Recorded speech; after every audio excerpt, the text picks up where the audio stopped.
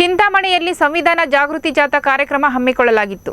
ಇನ್ನು ತಾಲೂಕಿನ ಕೈವಾರ ಗ್ರಾಮಕ್ಕೆ ಆಗಮಿಸಿದ ಜಾಥಾ ರಥಕ್ಕೆ ವಿದ್ಯಾರ್ಥಿಗಳು, ವಿವಿಧ ಇಲಾಖೆಗಳ ಅಧಿಕಾರಿಗಳು, ದಲಿತ ಸಂಘಟನೆಯ ಮುಖಂಡರು, ಕಾರ್ಯಕರ್ತರು, ಸಾರ್ವಜನಿಕರು ನೂರಾರು ಸಂಖ್ಯೆಯಲ್ಲಿ ಅದ್ದೂರಿಯಾಗಿ ಸ್ವಾಗತಿಸಲಾಯಿತು. ಇನ್ನು ಈ ಸಂದರ್ಭದಲ್ಲಿ ಗ್ರಾಮ ಪಂಚಾಯಿತಿ ಅಧ್ಯಕ್ಷೆ ಉಮರ್ ಅವರು ಮಾತನಾಡಿ, ಸಂವಿಧಾನದ ಮಹತ್ವ ಮತ್ತು ಅದರ ಆಶಯಗಳನ್ನು ದೇಶದ ಪ್ರತಿಯೊಬ್ಬ ಪ್ರಜೆಗೂ ಅರಿವು ಮೂಡಿಸುವ ನಿಟ್ಟಿನಲ್ಲಿ ಸಂವಿಧಾನ ಜಾಗೃತಿ ಜಾಥಾ ಹಮ್ಮಿಕೊಳ್ಳಲಾಗಿದೆ. ನಾಗರಿಕರು ಸಂವಿಧಾನದ ಮಹತ್ವವನ್ನು ಅರಿತು ಅದರ ಆಶಯದಂತೆ ನಡೆದುಕೊಂಡರೆ ದೇಶವು ಅಭಿವೃದ್ಧಿಯ ಪಥದಲ್ಲಿ ಸಾಗುತ್ತದೆ, ಜೊತೆಗೆ ಸಮಾಜದಲ್ಲಿ ಶಾಂತಿ ನೆಮ್ಮದಿ ನೆಲೆಸುತ್ತದೆ ಎಂದು ಹೇಳಿದರು.